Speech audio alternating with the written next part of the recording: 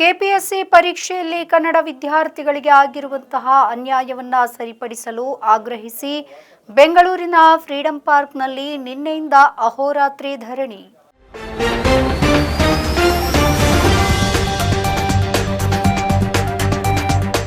ಮುನ್ನೂರ 84 ಗೆಜೆಟೆಡ್ ಪ್ರೊಫೆಷನರಿ ಹುದ್ದೆಗಳಿಗೆ ಕೆಪಿಎಸ್ಸಿ ನಡೆಸಿದ ಪರೀಕ್ಷೆಗಳಲ್ಲಿ ಕನ್ನಡ ಮಾಧ್ಯಮದ ವಿದ್ಯಾರ್ಥಿಗಳಿಗೆ ತೀವ್ರ ಸ್ವರೂಪದ ಅನ್ಯಾಯವಾಗಿರುವುದನ್ನು ಖಂಡಿಸಿ ಕರ್ನಾಟಕ ರಕ್ಷಣಾ ವೇದಿಕೆಯ ರಾಜ್ಯಾಧ್ಯಕ್ಷರಾದಂತಹ ನಾರಾಯಣಗೌಡ ಅವರ ನೇತೃತ್ವದಲ್ಲಿ ನಿನ್ನೆಯಿಂದ ಬೆಂಗಳೂರಿನ ಫ್ರೀಡಂ ಪಾರ್ಕ್ನಲ್ಲಿ ಅಹೋರಾತ್ರಿ ಧರಣಿ ನಡೆಯಿತು.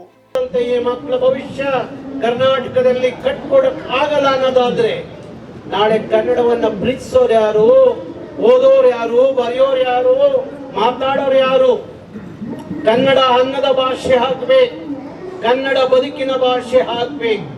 ಆದಾಗ ಮಾತ್ರ ಕನ್ನಡ ಕರ್ನಾಟಕದಲ್ಲಿ ಉಳಿಯುತ್ತೆ, ಇಲ್ಲಾಂದ್ರೆ ಭಾರಿ ಕಷ್ಟ ಆಗುತ್ತೆ.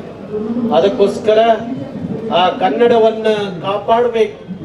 ಹೋರಾಟಕ್ಕೆ ಕನ್ನಡ ಮಾಧ್ಯಮದ ಅಭ್ಯರ್ಥಿಗಳ ಪರವಾದ ಹೋರಾಟಕ್ಕೆ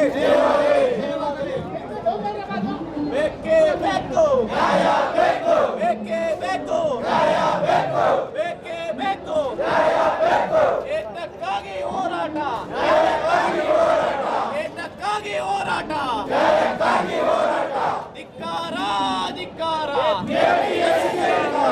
ಧಿಕ್ಕಾರ, ಧಿಕ್ಕಾರ.